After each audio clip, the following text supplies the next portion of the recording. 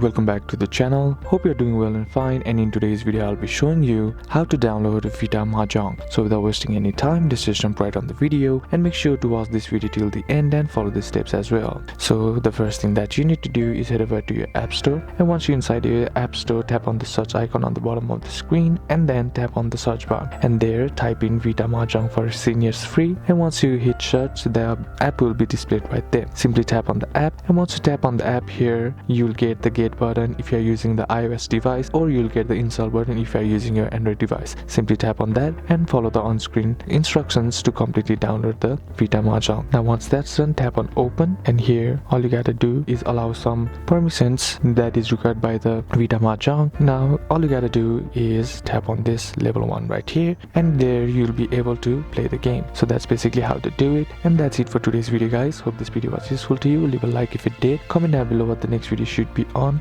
consider subbing to the channel. Thanks for watching. Bye bye.